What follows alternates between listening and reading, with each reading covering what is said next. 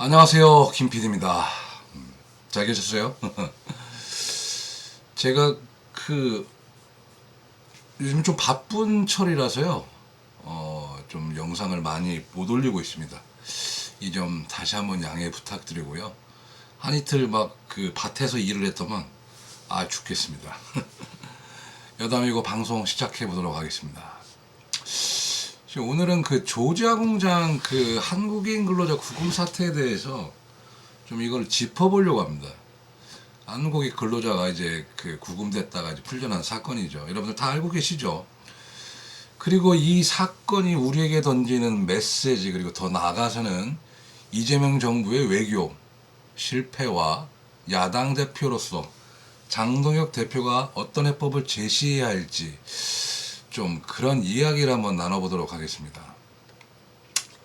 근데 이 사건이요, 지금 국내 그 레거시 미디어에서 제가 이 얘기를 왜 하려고 하냐면 좀 이상한 방향으로 흐르는 것 같아요. 그래서 좀 한번 그 제가 낱낱이 한번 해부를 한번 해볼까 하는데 얼마나 해부를 할 수 있을지는 저도 잘 모르겠습니다. 근데 하는 데까지 한번 해보겠습니다. 근데 이 사건이요, 단순히 뭐 그러니까 단순히 어떤 그런 그 비자법을 어겨서 사람들을 잡아들인 사건 같지만 이제 이 문제가 이제 훨씬 더 복잡합니다. 첫째가요, 미국 정부는 자국 노동자 시장을 보호하는 일단 계산을 깔고 있어요. 트럼프 정부 정체가.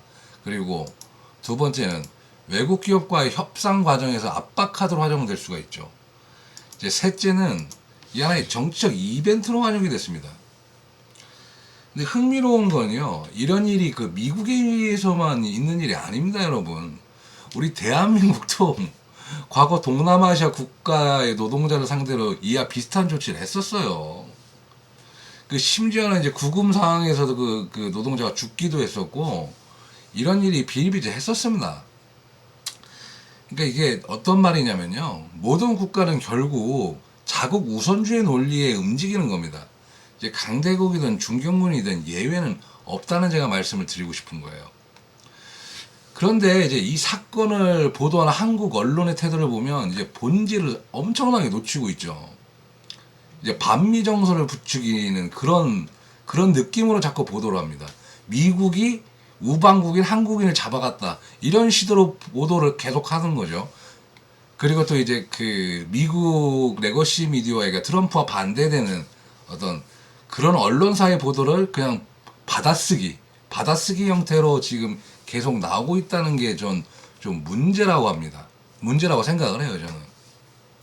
이게 왜 문제냐면요, 이게 면밀하게 이제 우리 스스로 분석하고 문제의 본질을 어떤 그렇게 짚어나가야 되는데, 이게 그 언론들이 그 자각의 시각을 잃고, 그게 한마디로 국민들을, 그러니까 말 있잖아요, 말을 이렇게 눈을 가리잖아요. 한쪽으로의 시각을 보게끔 이렇게 지금 밀고 나간다는 겁니다. 제가 이제 이 말씀을 왜 드리냐면요, 트럼프는 항상 대통령 선거에 나가면 전 세계 언론, 미국 언론, 주류 언론들 한 목소리로 트럼프는 안 된다고 막 항상 합니다. 깡패 같고 막말 정치고 미국의 품격을 망친다. 아마 저도 그렇게 생각합니다. 트럼프 그 깡패죠, 깡패. 솔직히 얘기해서. 근데 뚜껑을 열어보면 실제 결과는 항상 달랐어요. 뭐 트럼프가 이겼죠. 물론 졌다가 요번에 또 다시 이겼지만.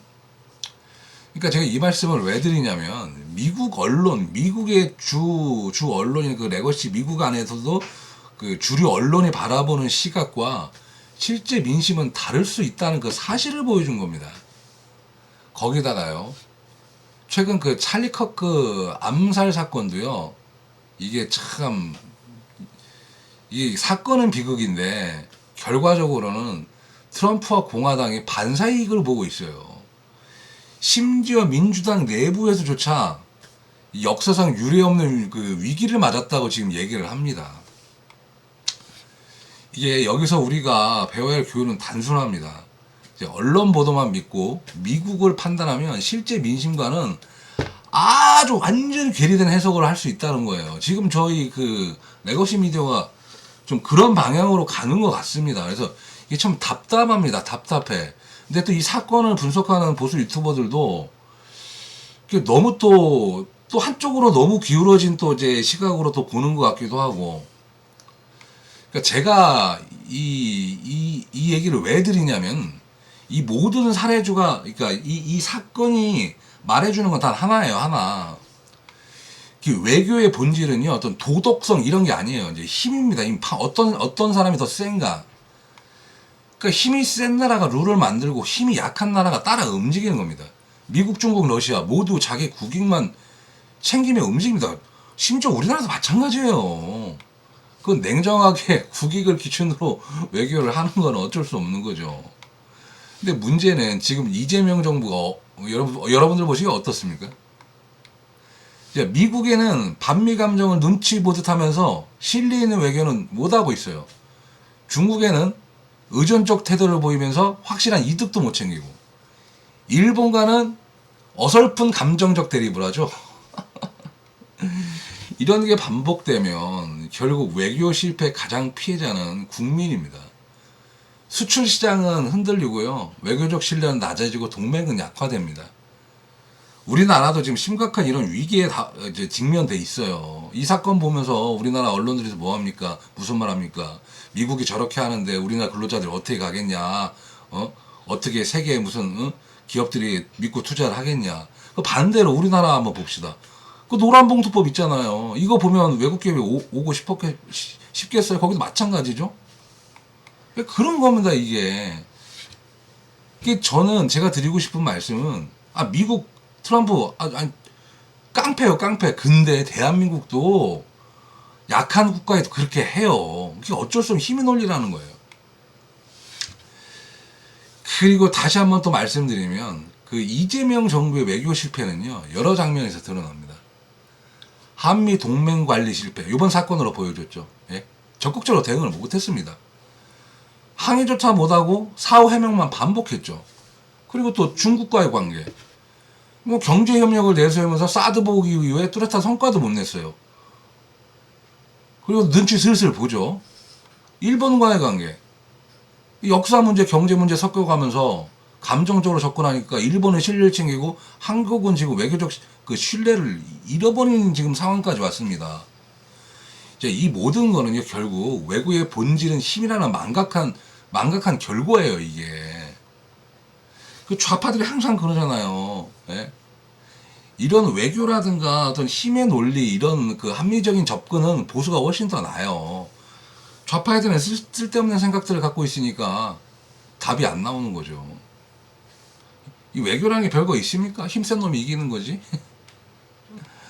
여기서 중요한 건요, 야당 대표, 우리 야당, 그리고 장동혁 당대표가 이 문제에 대해서 어떻게 대응하냐는 겁니다. 저희도 대응을 해야죠. 첫째가 외교 실패에 대한 견제를 해야 됩니다. 장동혁 대표는 이재명 정부 외교 문제가 실수할 때마다 국민 앞에서 명확히 지적을 해야 돼요. 근로자 구속 사건처럼 국민의 생활과 어떤 직결되는 어떤 그런 문제가 발생되면 그 책임을 분명히 물어야 됩니다. 이번에 하셨죠. 잘 하셨습니다. 근데 이제 문제 제기를 하는 거 갖고 끝나면 또 안 되겠죠. 여기서 우리가 한 걸음 더 나가려면 단순한 비판은 갖고는 안 되고 이제 대안을 제시합니다. 대안을. 그러니까 실리외교라는 대안을 제시해야 돼요.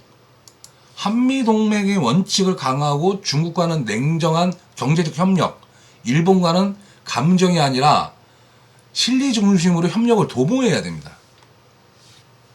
그리고요, 이런 메시지를 국민에게 설득해야 되겠죠.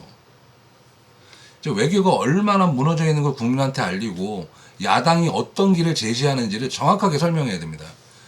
그러니까 정치적 언어가 아니라 국민이 피부로 느낄 수 있는 생활 언어로 설명할 수 있어야 돼요. 이 모든 것들이요, 이제 앞으로 다가올 이제 지방선거와 다 연결이 됩니다. 수출이 줄면 지역 경제가 흔들리고 외교 갈등은 곧바로 지역 일자리 문제로 연결이 됩니다. 그러니까 다 챙겨야 된다는 거예요. 우리가 이제 그 장동혁 대표가요, 이제는요, 외교와 민생을 연결짓고 지방선거 전략까지 이어가는 어떤 큰 그림을 그려야 돼요. 제가 이 얘기를 왜 자꾸 하냐면요, 그 당내도 시끄럽습니다. 뭐 특검의 칼날, 그리고 뭐 이재명 정부의 포악질, 오늘도 참 많은 일이 있었지 않습니까? 예. 여러 가지 일들이 많은데 언제까지만 저희가 안에서 갇혀서 이 안의 문제만 갖고 그 내부만 단돌이 할 수가 없다는 지금 상황입니다. 그리고 국정을 또 꾸려 나가야 되니까요. 정리를 하자면 지금 이런 겁니다. 미국에 벌어진 근로자 구속 사건은요, 단순한 해프닝이 아닙니다. 그 속에는 미국 힘의 논리가 있고 한국 언론의 문능, 그리고 이재명 정부의 외교적 실패, 이 모든 게 다 들어가 있는 거예요. 외교의 본질은 그냥 힘입니다. 힘. 힘이 없는 나라는 언제나 이용당합니다. 이재명 정부가 외교에 실패하면요, 그 피해는 고스란히 국민에게 돌아옵니다. 그러니까 우리가 열심히 해야 돼요. 그렇지 않기 위해서는. 그래서 야당 대표 장동혁 역할은 또 분명하고요. 정치적 외교 실패를 견제하고 국민 앞에 대안을 제시하고 외교와 민생을 연결짓는 정치 리더십을 보여주는 거. 그럴 때 국민의힘 그리고 장동혁이 그런 걸 만약에 국민 앞에 보여준다면요, 단순한 어떤 야당이 아니라 대안 세력으로 자리매김할 수가 있는 겁니다. 제가 드리고 싶은 말씀이 이게 본질입니다. 외교와 실패를 견제하고 국민에게 대안을 제시하며 외교와 민생을 연결짓는 정치 리더십, 그것이 이제 장동혁에게 부여된 숙제겠죠. 장동혁 대표가 해야 될 어떤 그 리더십이고요. 앞으로 장폴더 TV는요, 이런 어떤 그런 문제에 대한 본질을 좀 짚어드리겠습니다. 이제 그 동안에는 장동혁이라는 사람의 인물 탐구로 좀 그 채널이 운영됐다면, 이제 앞으로는 장동혁 호가 갈 방안, 그리고 우리 국민의힘이 가야 될 방안, 이런 것들을 여러분들하고 좀 고민을 좀 하고 싶어요. 제가 먼저 영상에도 이제 솔직히 좀 말씀을 드렸는데, 그런 채널로 좀 거듭났으면 좋겠습니다. 제가 오늘 이제 하던 얘기 말고 조금 안 하던 얘기를 하다 보니까 머릿속에도 조금 약간 혼선이 오네요. 앞으로 좀 이런 방향으로 채널을 좀 이끌어 나가도록 하겠습니다. 그리고 또 우리가 또 때가 되면 또 이제 또 파이팅 해야겠죠. 이상으로 오늘의 영상을 마치도록 하겠습니다. 감사합니다.